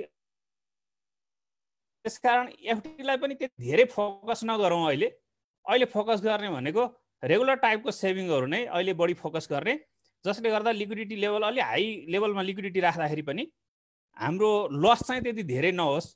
त्यसले जुन हाम्रो किनेको र पैसा लगाएर म्यानेज गर्ने इन्ट्रेस्ट रेट हो त्यो रेटको बिचमा हुने फरकता चाहिँ धेरै नपर्ने गरी व्यवस्थापन गर्न जरुरी हुन्छ जस्तो लाग्छ। ल अब यहाँ कल्पना म्याडमले चाहिँ ब्याज दर घटायो भनेदेखि चाहिँ सबै पैसा ढुकुटीतिर जान्छ, सन्जय सर यस्तो कसरी रोक्ने भन्दै हुनुहुन्छ। ब्याज दर घटाउँदै नघटाउँदा त फेरि अहिले अप्ठ्यारो परिस्थिति जन्मिसकेको छ होइन। ब्याज दर नघटाउन नमिल्ने अवस्था छ र सर? ढुकुटीमा पैसा अहिले नघटाउन मिल्ने अवस्थै छैन। अहिले ब्याज दर घटाउनै पर्छ र ढुकुटीतिर जाने विषयमा यो विषयमा हामीले सदस्य शिक्षा भनेको यो विषयलाई पनि हामीले अलिक बढी फोकस गर्नु पर्यो। अहिले तिम्रो ब्याज अथवा तिम्रो कमाइ अहिले धेरै हेर्छौ, तर तिमीलाई चाहिएको बेला तिमीले ब्याज खोज्दै गर्दा सामान्य तिमीले फिर्ता पाउने कुराको इन्स्योर के हुन्छ त भन्ने कुरा चाहिँ अहिले सदस्यहरूलाई रियलाइज गराउनु पर्ने जरुरी छ। अघि पनि मेघनाथ सरले भन्नुभएको थियो इन्फर्मल सेक्टरतिर चाहिँ अहिले त्यो कारोबार हुन थाल्छ कि ह्यान्ड टु ह्यान्ड कारोबार चाहिँ हुन थाल्छ कि त्यो इन्स्टिट्युसनमा क्यास इन्ट्री नै हुँदैन कि भन्ने यो छ। यो हुनसक्छ, कतिपय मान्छेहरूले त्यो गर्छन्। अब कुनै कुनै संस्थाको दुर्घटनाबाट पनि हामी यसको पाठ सिक्न सक्छौँ र त्यो विषय हामीले हाम्रा सदस्यहरूलाई जानकारी गराउन सक्छौँ। अब मैले यहाँ कुनै संस्थाको नाम त लिन चाहन्न, तर विगतमा दुर्घटनामा परेका ठुला भनिएका संस्थाहरूलाई हेऱ्यौँ भने उनीहरूले इन्ट्रेस्ट रेटको आधारमा बार्गेनिङ गरेर सदस्य अथवा सदस्य नै बनाएका थिएनन्, ग्राहकको रूपमा उनीहरूले ठुलो डिपोजिटहरू स्वीकार गरे, ठुलो चाहिँ उनीहरूले इन्ट्रेस्ट रेट कबुल गरे, तर इन्ट्रेस्ट दिनु त कहाँ, उनीहरूको सामानै फिर्ता नआउने अवस्था भयो। त्यो अवस्था हामीले भोगिसकेका छौँ। अब सिनारियो त्यस्तो फेरि कुनै ठाउँमा नआउला भन्न पनि सकिँदैन। कुनै किसिमका व्यावसायिक दुर्घटनाहरू टार्नलाई मान्छेले फन्ड रेज गर्नको लागि एकदम अनपेक्षित किसिमका रिटर्नहरू कबुल गर्ने र त्यस्तो कबुल गरेर पैसा लिने, जसले गर्दा भोलि ब्याज त के सामा पनि फिर्ता नहुने स्थिति हुनसक्छ। त्यसकारण ब्याजमा प्रतिस्पर्धा होइन, अहिले सेवामा प्रतिस्पर्धा गर्ने अवस्था हो। सेवामा प्रतिस्पर्धा गरौँ, सेवाबाट सदस्यको मन जितौँ भन्ने मेरो सुझाव छ। ल धन्यवाद सरलाई। धेरै क्वेसनहरू आइराखेको छ। अब यो केही सामान्य क्वेसनको उत्तरहरू मैले त्यहाँ च्याट बक्समा पनि लेखिदिएको छु। धन्यवाद। बल्लभजीलाई मैले सँगै अलिकति बल्लभजी होइन सर, एउटा क्वेसन पनि बल्लभजी हजुर हजुर यसलाई अलिक छुट्याउनु। हामीले 1 बजेको समय भनेको थियौँ, हामी आधी घन्टा पर गइसक्यौँ। धेरै साथीहरूले ग्रुप हुनुहुन्छ, त्यही भएर यसलाई टु दी पोइन्टका कुराहरू मात्रै गरौँ। डिस्क्रिप्टिभ कुरा व्याख्यात्मक भन्दा पनि बुदागत रूपमा यसलाई छुट्याउनुहोस् त। मैले सञ्जय सरलाई एउटा फेरि अलिकति आइराखेको छ, एउटा क्वेसन यो पटक पटक आइराखेको छ, त्यसैले मैले जोडिहालेँ। किन नेप्सकुनको चाहिँ किन ब्याज दर घटाउनु पर्यो, जबकि डेभलपमेन्ट ब्याङ्कले 4.5% दिएको छ, त्योभन्दा त्यसको हाराहारीमा किन आउनु पर्यो? त्यसो गर्दाखेरि हामीले पनि फेरि ब्याज दर घटाउनु पर्छ, जसले अल्टिमेटली सदस्यलाई चाहिँ फेरि समस्या हुन्छ भन्ने कुरा राख्नु भएको छ अपिलजीले। यो अब ब्याज दर चाहिँ हामीले कसरी निर्धारण गऱ्यौँ भन्ने कुरा छोटोमा छिट्टै राखिदिनु भनेर मैले सन्देश आग्रह गर्दै त्यसपछि सेसनमा जान्छु है त। ओके, यो जस्तो अब ब्याज दर घटाउने, मैले अघि पनि भने हाम्रो अल्टिमेट लिक्विडिटीको पैसा जाने भनेको ब्याङ्किङ च्यानलमा नै हो, र ब्याङ्किङ च्यानलमा रेट घट्दा हामीले घटाएनौँ भने त्यसले भनेको अल्टिमेट फेरि त्यो सदस्यलाई नै लस जेनेरेट गर्ने हो। त्यस कारणले पनि हामीले ब्याजलाई चाहिँ बजार सापेक्ष बनाउनै पर्छ, र डेभलपमेन्ट ब्याङ्कको जतिकै बनाउने कि त्योभन्दा अलिक बढी बनाउने भन्दा हामीले अझै त्योभन्दा बढी नै कायम गर्दा ठिकै हुन्छ, त्यत्रो समस्याको कुरा भएन। यद्यपि हामीले डेभलपमेन्ट ब्याङ्कभन्दा एकदम भास्टली हामीले धेरै रेट कायम गऱ्यौँ भने त्यसको चाहिँ अलि नेगेटिभ असर कतिपय अवस्थामा हामीले देखिरहेका हुन्छौँ। इन्ट्रेस्ट रेट ब्याङ्कको र सहकारी क्षेत्रको अलि धेरै नै फरक पर्दाखेरि ब्याङ्कबाट ऋण लिएर सहकारीमा एफडी राखेर त्यसको रिटर्नबाट चाहिँ चल्छु भन्ने किसिमका प्लानिङ गर्ने मान्छेहरू पनि भेटिएको हुन्छ। त्यसकारण हामीले सदस्यलाई उद्यमी बनाउने कुरालाई चाहिँ अलि बढी सोच्ने होला। रेट घटाउँदाखेरि हाम्रो लोनमा पनि रेट घट्छ, त्यसले हाम्रो जो इन्टरप्रेन्यर चाहिँ मेम्बर हो उनीहरूलाई त्यो इन्टरप्राइज सस्टेन गर्नको लागि र उनीहरूलाई त्यो इन्टरप्राइज चाहिँ कन्टिन्यू गर्ने कुरालाई चाहिँ सपोर्ट हुन्छ। अहिले इन्टरप्राइजलाई कन्टिन्यू गर्ने कुरा, सेल्फ इम्प्लोइमेन्ट जेनेरेट गर्ने कुरालाई हामीले अलि बढी फोकस गर्ने हो कि भन्ने लाग्छ। र नेप्सकुनले यही बिचमा नेप्सकुनले 2टा बचत सेवाहरू अफर पनि गरेको छ। त्यो विषय तपाईहरुकोमा आउँदैछ। हाम्रो यो बाटोमा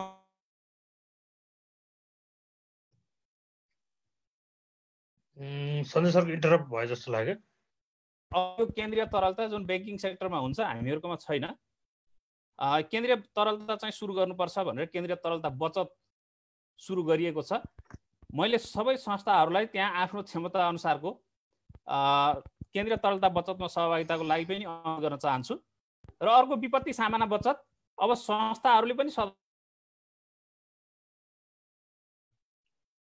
सङ्कलन भएको रकम मध्येबाट केन्द्रको विपत्ति सामाना बचत त्यो तरलता व्यवस्थापन गर्ने कुरालाई पनि अब संस्थाहरूले यसलाई ओनरसिप लिनुपर्छ भन्ने मलाई लाग्छ र त्यो नेप्सकुनले अफर गरेको छ। त्यहाँ सहभागिताको लागि पनि मैले अनुरोध गरेँ सबैलाई। हुन्छ, एउटा क्वेसन ईश्वर सर हुनुहुन्छ?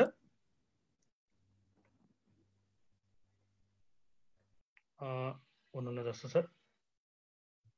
ईश्वर सर, विवेक सर हुनुहुन्छ?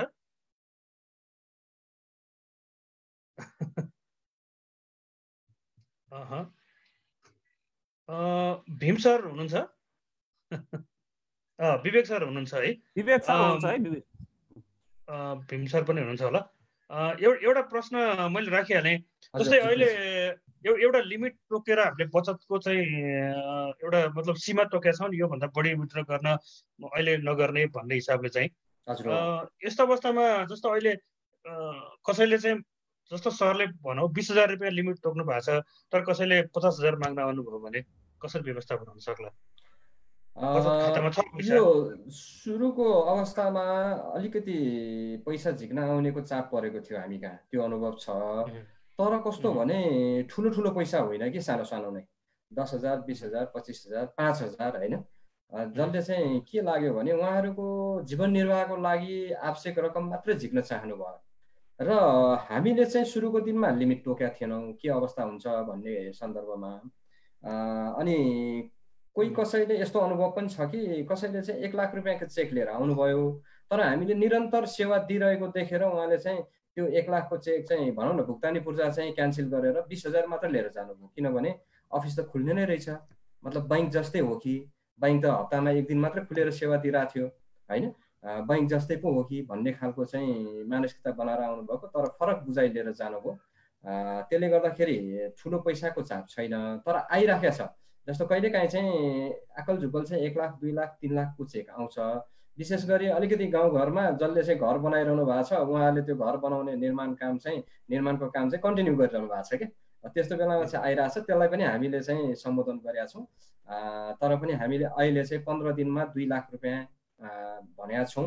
तर उहाँहरूले अग्रिम जानकारी गराउनु भयो, उहाँको आवश्यकता चाहिँ जेन्युन हो भने हामीले त्यो 2 लाखभन्दा बेसी रकम पनि उपलब्ध गराइरहेछौँ। तर मेरो बुझाइ चाहिँ के हो भने बचतको सीमा असाध्यै कम गरिदिँदाखेरि पनि सदस्यहरूमा झन् नकारात्मक खालको चाहिँ बुझाइ हुँदो रहेछ।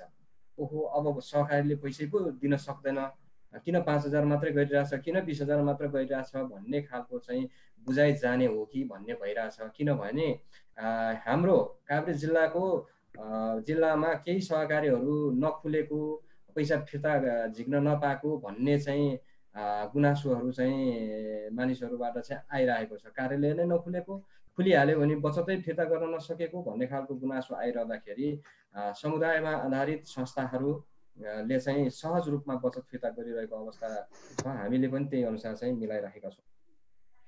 र हुन्छ सर। अनि हजुर, जस्तो अहिले यो मैले सरलाई एउटा अन्तिम प्रश्न गरेँ, हामीसँग समय पनि अलिक कम, धेरै नै हामीले लियौँ।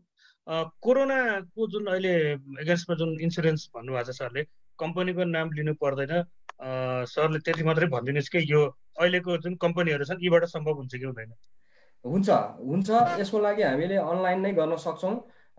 1 लाख रुपियाँको लागि 600 रुपियाँ प्रिमियम पर्छ, धेरै ठुलो प्रिमियम पनि होइन। त्यस कारणले यो चाहिँ हामीले अनलाइनबाट चाहिँ पेमेन्ट गर्न सक्ने, फर्म पठाउन सक्ने नामावलीहरू जसको गर्ने हो उनीहरूको आइडेन्टिटी सहित चाहिँ पठाउनु पर्छ। त्यो एकदम इजी छ। अहिले कम्पनीहरूले सजिलै गर्न सक्यो हैन, जुनसुकै 18वटा नन लाइफ कम्पनी जुनसुकैबाट गर्न सक्ने जानकारी। ल हस्, धन्यवाद यहाँलाई सबैजनालाई, धेरै धेरै धन्यवाद। लाग्छ हामीसँग प्रश्न केही, मैले धेरै प्रश्नहरू चाहिँ एकमुष्ट रूपमा समेटेको छु। मलाई लाग्छ यो फेरि पनि हाम्रो भेङ्रा सरले यो सिआरआर चाहिँ नेप्सकुलमा राख्ने गरी यो पोलिसीगत कुरा होला सर है। अब अहिले जस्तो अघि सञ्जय सरले केन्द्रीय तरलताको कुरा गर्नुभएको छ, लगभग यो सिआरआरकै मोडलमा हो केन्द्रीय तरलताको यो कन्सेप्ट पनि। हामीले अब एउटा बचत सुरु गरेका छौँ, एउटा प्रोडक्ट सुरु गरेका छौँ, त्यसमा सहभागी भइदिनु होला, यहाँ सबैजनालाई हामीले अनुरोध गर्न चाहन्छौँ। अब अनि चाहिँ केही प्रश्न कुनै छ भने प्लिज राखिदिनु होला। मलाई लाग्छ धेरै हामीले प्रश्न लिइसकेका छौँ। अब कोही बोल्न चाहनुहुन्छ अन्तिममा सहभागीबाट आफ्नो सुझाव वा जिज्ञासा वा यसको फिडब्याक सहित भने प्लिज हात उठाइदिनु होला। म यहाँ हेर्छु कसको हात उठेको छ, उहाँलाई सहभागीहरूबाट हामी यहाँ बोल्न दिनेछौँ। हामीले तय गरेको कार्यक्रममा अलिकति हामीले भोलेट गऱ्यौँ, थोरै म्यानिपुलेट गऱ्यौँ, किनभने टाइम हामीसँग एकदम लिमिट थियो। यहाँ कोही हुनुहुन्छ बोल्न चाहने कोही हुनुहुन्छ भने कृपया हात त्यहाँ रेज गरिदिनु होला, देखाइदिनु होला प्लिज। मलाई लाग्छ ओके, कृष्ण पोखरेल सर हुनुहुन्छ। ल कृष्ण पोखरेल सर, छोटोमा आफ्नो कुरा राखिदिनु होला प्लिज। हजुर सर नमस्कार, म पोखरादेखि नवीन बचत तथा ऋण सहकारी संस्था।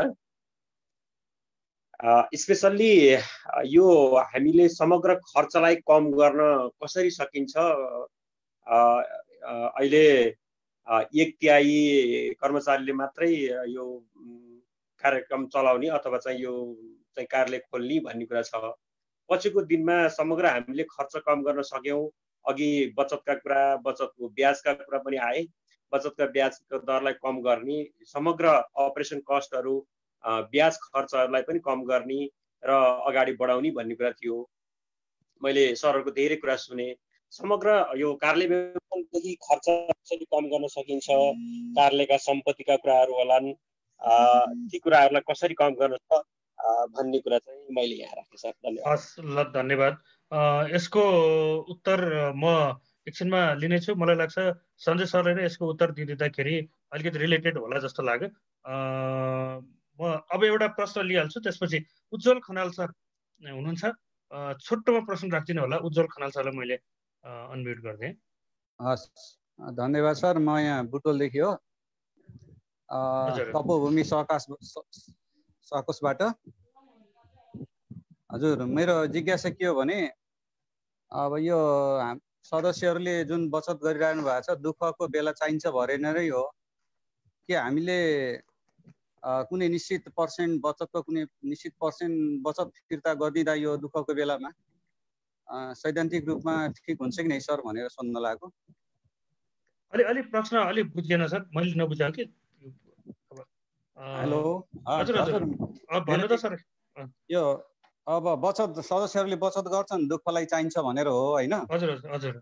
अब अहिले सबैलाई दुःखै छ आर्थिक रूपमा, केही हामीले चाहिँ कुनै बचत उनीहरू जम्माएको बचतको केही निश्चित प्रतिशत फिर्ता गरिदिँदा सैद्धान्तिक रूपमा ठिक हुन्छ कि नै अथवा व्यावहारिक पक्ष के छन् यसका बताइदिनु अनुरोध गर्छु। ओके, अहिलेको अवस्थामा सर यो अब यो चाहिँ मैले उत्तर दिइहालेँ।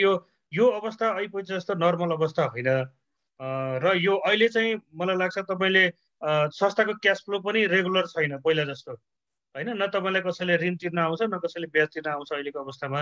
वास्तवमा हामी चाहिँ अलिक असहज परिस्थितिमा छौँ। त्यसकारण बचत फिर्ता गर्दाखेरि केही रेस्ट्रिक्सन गरेर जान सकिन्छ, यसमा त्यस्तो धेरै आपत्ति मान्नु पर्दैन। सैद्धान्तिक हिसाबले सिद्धान्त त केही न केही भोइलेट हामीले गऱ्यौँ नै, तर त्यसो नगरिकन हाम्रो संस्थालाई सहज हुने अवस्था पनि छैन। त्यसैले अब यो सिद्धान्त नै भोइलेट भइहालेर अब अहिले हामी तपाईँको संस्थाले मात्रै गरेको भए ल हो भनौँ होइन। अब यो अब संसारभरि नै यो महामारीको परिस्थितिमा चाहिँ त्यसमा आपत्ति मान्नु नपर्ला सर। र सकेसम्म धेरैभन्दा धेरै सेवा दिने प्रयास गरौँ हामी सबै मिलेर है। त्यसपछि मैले राजेन्द्र सर हुनुहुन्छ कहाँबाट, मैले उहाँलाई अनम्युट गर्छु। मलाई यो अन्तिम प्रश्न है, यो चाहिँ राजेन्द्र। नमस्कार हजुर। शङ्खधर सर हजुर, साकसबाट। नमस्कार हजुर, सुन्नुभएको छ सर? हजुर हजुर। ल प्रश्न अथवा यहाँको कमेन्ट पनि आओस्। यो आज कस्तो लाग्यो त्यो पनि भनिदिनु होला प्लिज, सबैजनाले प्रश्न मात्र राखिदिनु। ठिक छ सर, एकदम राम्रो छ। म रेगुलरमै छु, तर कहिले अलिकति ढिला र हुन्छ। मैले सरलाई सोध्न लागेको अब समग्र रूपमा यो जुन सञ्जय सर यो दुर्गा सरहरूलाई म र मैले चाहिँ के सोध्न लागेको नि, अब आउने क्लोजिङ हामीले चाहिँ क्लोजिङलाई कसरी मिलाउन सकिन्छ, कसरी एस्टिमेटिङ गर्न सकिन्छ, यही प्रश्न हो सर मेरो। ल एकदम छोटोमा प्रश्न राखिदिनु भयो, धन्यवाद। दुईवटा प्रश्न छ, क्लोजिङ पनि भएको भएर सञ्जय सरलाई नै यो दुईवटा क्वेसनको एन्सर एकदम छोटोमा राखिदिनु होला। म अनि त्यसपछि हाम्रो अध्यक्षज्यू हुनुहुन्छ जस्तो लाग्यो, मैले यहाँ सरको नाम देखिरहेको छु। म सरलाई त्यसपछि क्लोजिङको लागि मैले अनुरोध गर्दै जान्छु।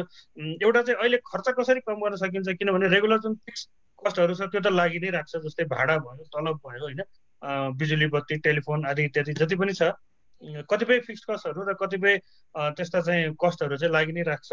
त्यसलाई कसरी कम गर्न सकिन्छ र क्लोजिङको सम्बन्धमा चाहिँ कसरी जान सकिन्छ भनेर दुईवटा प्रश्नलाई अलिकति सरले थोरै समयमा बताइदिनु हुन अनुरोध गरेँ सञ्जय सरलाई।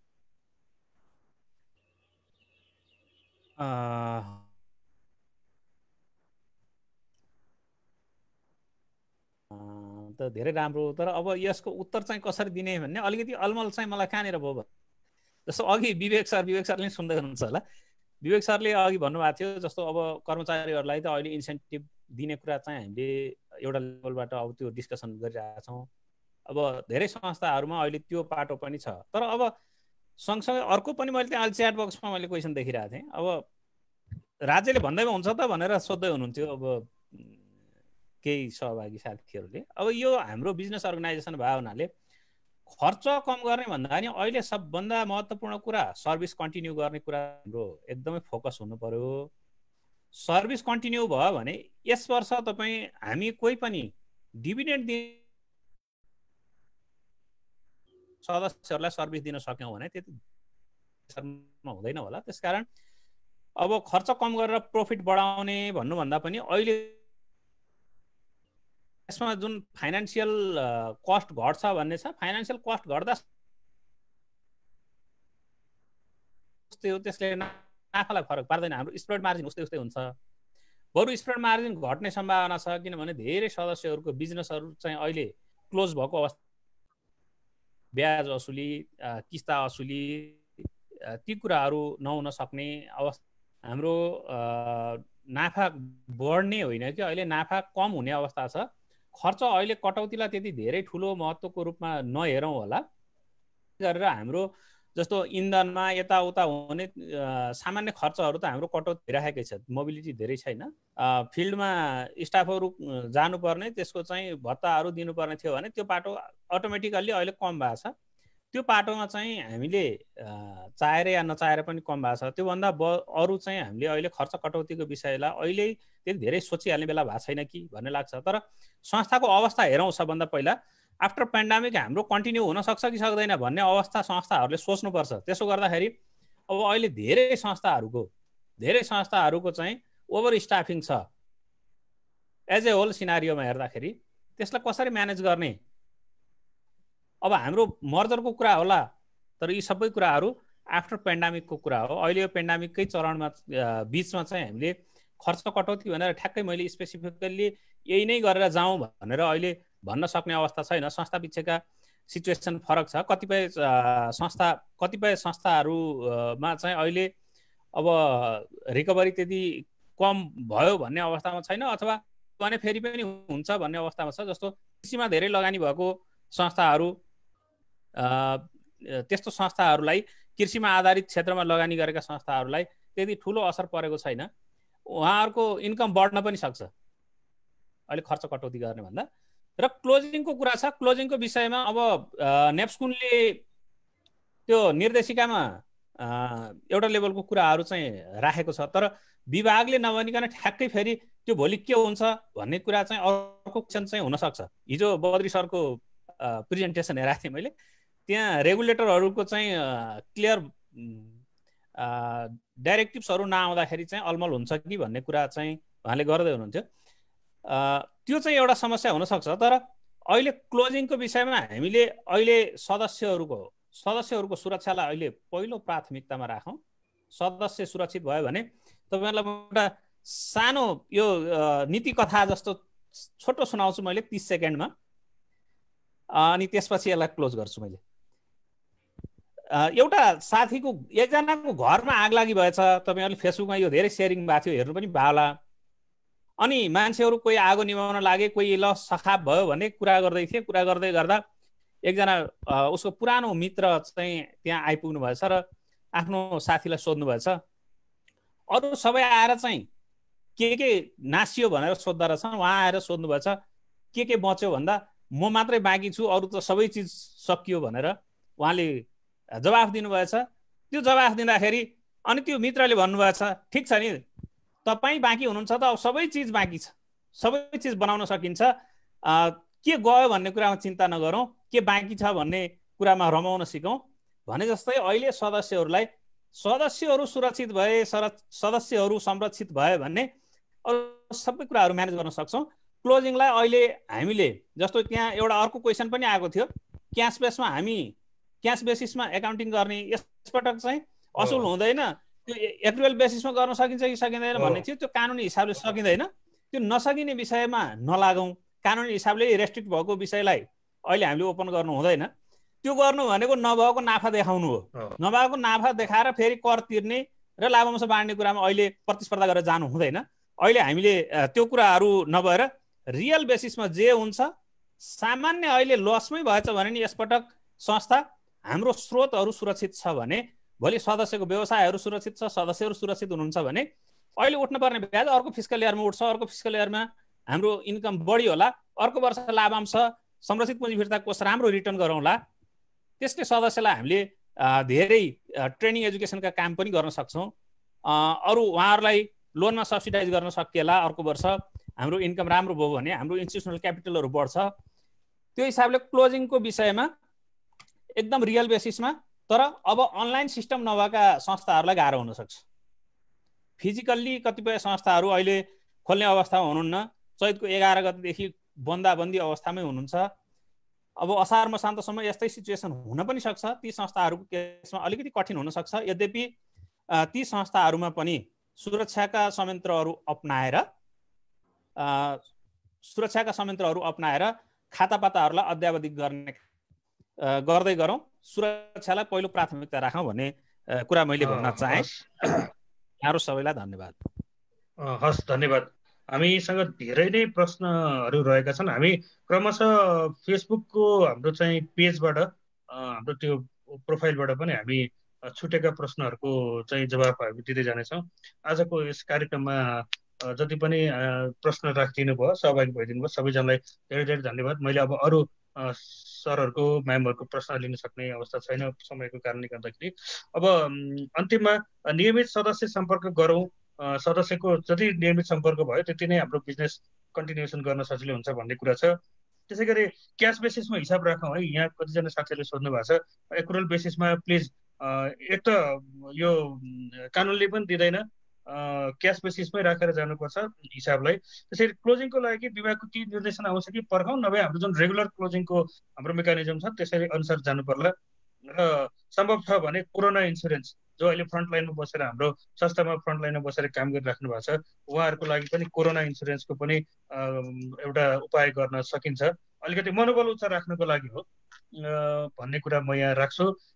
म दिपेन्द्र सरको प्रश्नको उत्तर अहिले पछि प्राइभेटमा पनि दिउँला अथवा तपाईँसँग सल्लाह गरौँ। हामीसँग समय धेरै कम छ। म सङ्घका वरिष्ठ उपाध्यक्ष चन्द्र प्रसाद ढकाल सर हुनुहुन्छ, उहाँलाई एकपटक मैले यहाँ अनम्युट गर्छु। सर हुनुहुन्छ कि हुनुहुन्न? प्रकाश सर,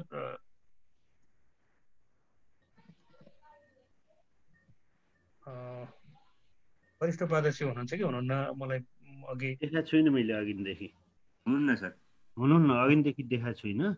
अब यसो गरौँ न, हामी थोरै पर्सीको विषयमा थोरै कुराहरू राख्छु मैले, त्यस पछाडि मैले एकछिन है त, अध्यक्ष पनि हुनुहुन्न जस्तो लाग्यो है।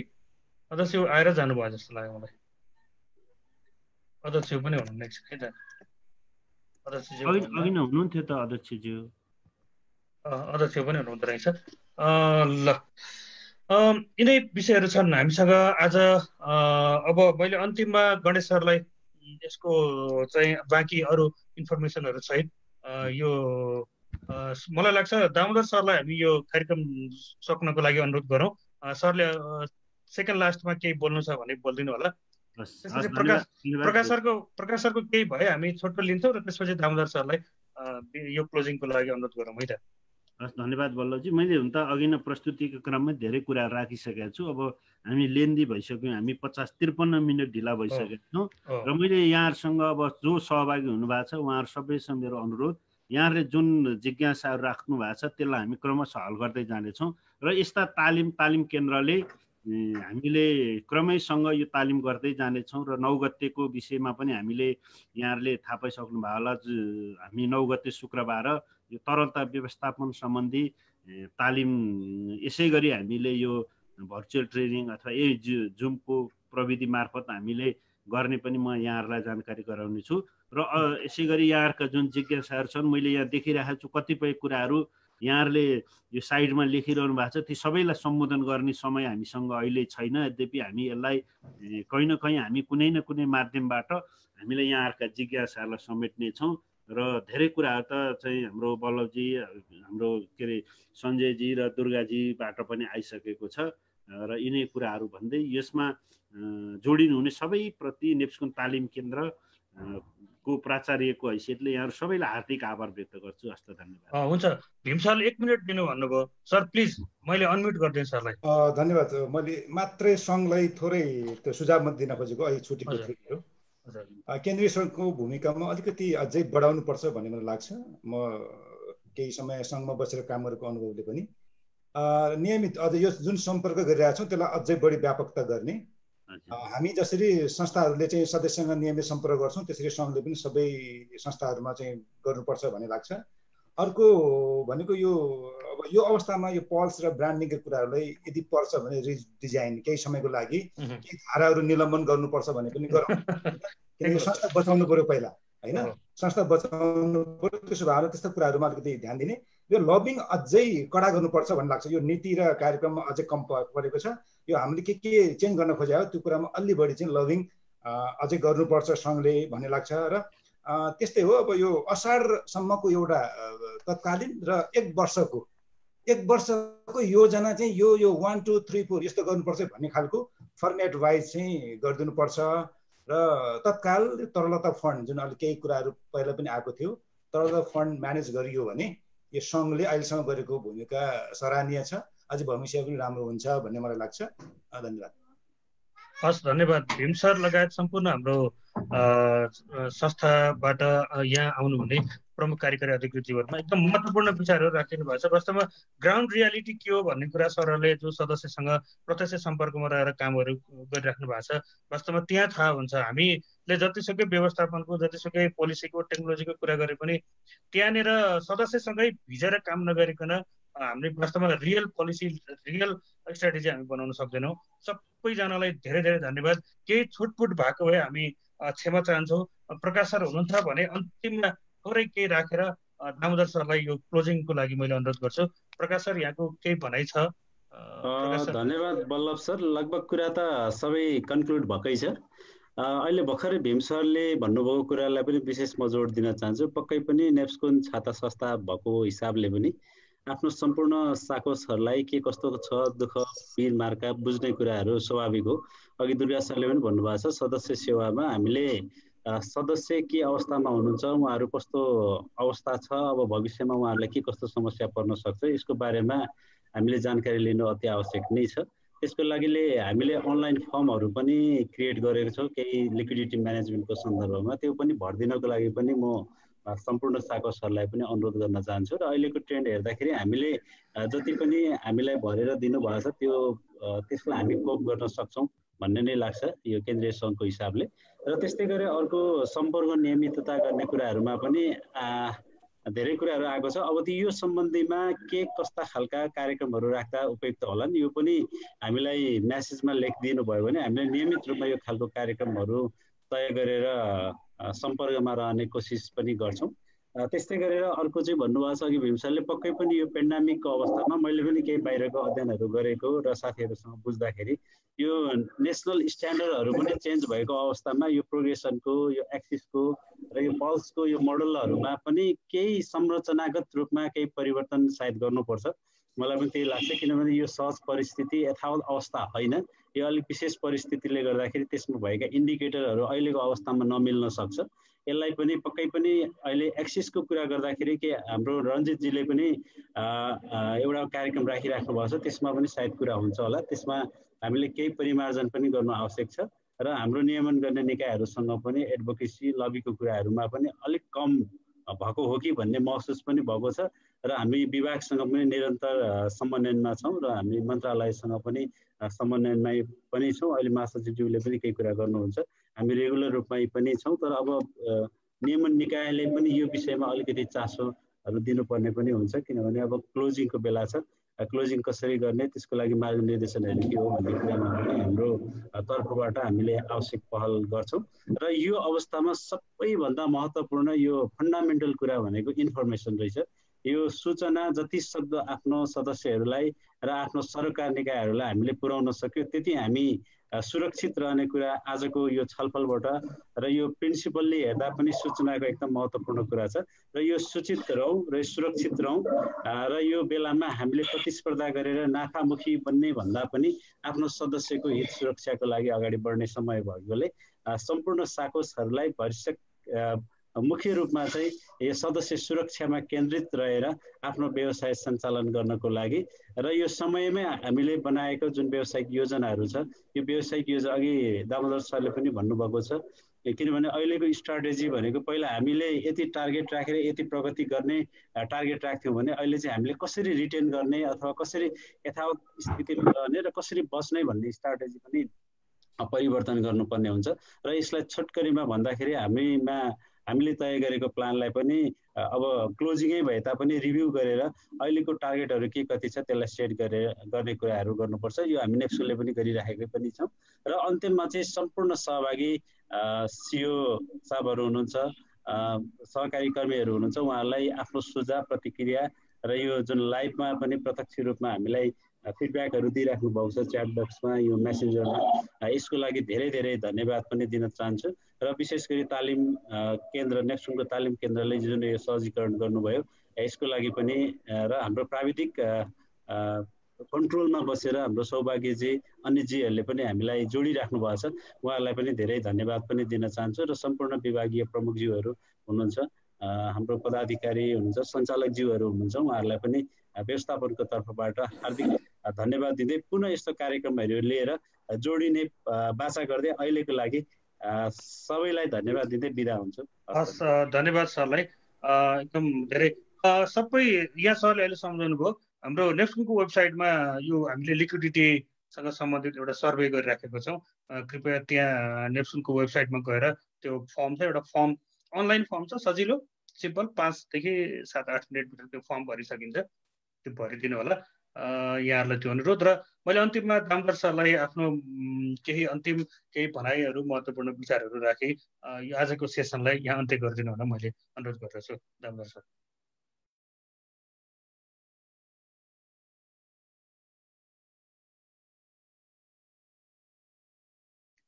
दामोदर सर हुनुहुन्छ कि हुनुहुन्न?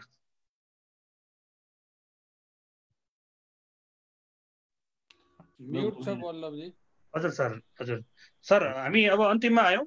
धेरै महत्त्वपूर्ण विषयहरू छलफल भयो र कमेन्टहरू पनि एकदमै यहाँ चाहिँ क्वेसन कमेन्ट्सहरू एकदमै उत्साहजनक छ, एकदम राम्रो गरेको छ नेप्सुनले। नेप्सुनलाई एकदम धेरै धन्यवाद भन्ने सुझावहरू छ, के अरे प्रतिक्रियाहरू आएको छ। सर, यसलाई सरले विधिपूर्वक यो भर्चुअली नै यो कार्यक्रम समापन गरिदिनु भनेर मैले अनुरोध गरेँ। के भयो कि यहाँ मेरो अनम्युट देखाइरहेको छ कि सर? सुन्नेको छ सरले बोलेको, सुन्नेको छ। ल, धेरै धेरै धन्यवाद। सबै कुरा हाम्रो प्रकाशजीले पनि भनिसक्नु भएको छ है। अनि मैले धेरै यो साथीहरूको प्रतिक्रिया सुन्नको लागि पनि होल कार्यक्रमभरि म जोइन भएँ। मलाई असाध्यै खुसी लाग्यो। मैले धेरै कुराहरू टिपेको छु। हामीलाई मार्गदर्शन पनि भएको छ। कार्यक्रमको मोडालिटीमा पनि हामीले केही चेन्ज ल्याउनु पर्ने भयो। विषयवस्तु सान्दर्भिक छ। धेरै कुराहरू फिल्ड लेभलबाट हामीले यो सूचनाको रूपमा पनि यसलाई प्राप्त गर्न सक्यौँ। सबै साथीहरूलाई धन्यवाद दिन चाहन्छु। विशेष गरेर हाम्रो आदरणीय भीम सरले एकदम स्पेसिफिक सुझावहरू पनि राखिदिनु भएको छ। प्लानिङको बारेमा, क्लोजिङको बारेमा धेरै कुराहरू आएका छन् र यसले हामीले आन्तरिक रूपमा तयारी गर्नुपर्ने कुराहरू र बहस र पैरवीको लागि अथवा सरकारवाला निकायसँग पनि हामीले राख्नुपर्ने कुराहरूमा पनि एउटा मार्गदर्शन प्राप्त भएको छ। हामीले त्यो कुरालाई चाहिँ संश्लेषण गर्ने र संस्थागत गर्ने कोसिस चाहिँ गर्नेछौँ। यसको लागि धेरै धन्यवाद। अब यो कन्क्लुजनको रूपमा हेर्दाखेरि गणेशजीले, सञ्जयले, दुर्गाजीले धेरै अनि हाम्रो सिओ साहबहरूले धेरै ठाउँबाट कुराहरू राख्नुभयो। मैले पनि सुझाव हुने अवसर पाएँ। खास गरिकन बचत व्यवस्थापनको कुरो गऱ्यौँ हामीले। सैद्धान्तिक रूपमा पनि धेरै विज्ञ साथीहरूले कुराहरू राख्नुभयो, व्यवहारिक कुराहरू पनि गर्नुभयो। सञ्जयजीले एउटा मर्मस्पर्शी कथा पनि सुनाउनु भयो। मैले बिहानदेखि जोड दिएको कुरा चाहिँ फेरि पनि एकखेर यो कन्क्लुजनमा दोहोऱ्याउन चाहन्छु कि अहिले हाम्रो मेम्बरको प्रोटेक्सन चाहिँ हाम्रो लागि अत्यन्तै महत्त्वपूर्ण कुरा हो। त्यस कारणले यदि हामीले आफ्नो सदस्यलाई संरक्षण गर्न, आश्वस्त पार्न, उनीहरूमा आशा जगाउन र हामी तिम्रो सुख दुःखमा जति बेला पनि तयार छौँ र हामीसँग राखेको बचत तिमीलाई आपद पर्दाखेरि हामीले जुन बेला पनि भुक्तानी दिन तयार छौँ भन्ने कुरालाई आश्वस्त पार्न सक्यौँ हाम्रा गतिविधिका माध्यमबाट, हाम्रा क्रियाकलापका माध्यमबाट। यसरी अहिले साकोसहरूले जसरी सेवा प्रदान गर्नुभएको छ त्यसले समग्र अहिले वित्तीय क्षेत्रमा चाहिँ साकोसहरू नै यस्तो संस्था हो जो हरेकको सुख दुःखको साथीको रूपमा रहेको हुन्छ। यो भन्ने कुराको एउटा प्रमाणित हुँदै गइरहेको पछिल्लो क्षणमा हामीले आफ्ना कर्मचारीहरूको मनोबल कति पनि गिर्न नदिएर अहोरात्र विषम परिस्थितिमा पनि खट्ने कर्मचारीहरूलाई हरेक तवरले संरक्षित र सुरक्षा प्रदान गर्दै आज विवेकजीले बिमाको कुरा पनि गर्नुभयो। यो सेयरिङले धेरै कुरामा सहयोग पुगेको मैले महसुस गरेको छु र भोलिको दिनमा पनि मेरो विचारमा चाहिँ संस्थाहरूमा अब यो लकडाउनको महामारीको असरसम्म हामीले निरन्तरता गर्नुपर्ने काममा फेरि अन्तक्रिया गर्दै पनि जानेछौँ। र तत्कालै अहिले भीम सरले भनिरहँदाखेरि र अरू साथीहरूको पनि प्रतिक्रिया देख्दाखेरि मलाई एउटा अनुभूति के भयो भने हामीले अब असार महिनासम्म फेरि साकोसहरूलाई कसरी काम गर्ने भन्नेमा पनि एउटा गाइडलाइन बनाउनु पर्ने भयो। यद्यपि हामी फेरि सबै आदरणीय साथीहरूलाई के थाहा छ भने हामीले मार्गदर्शन गर्ने हो।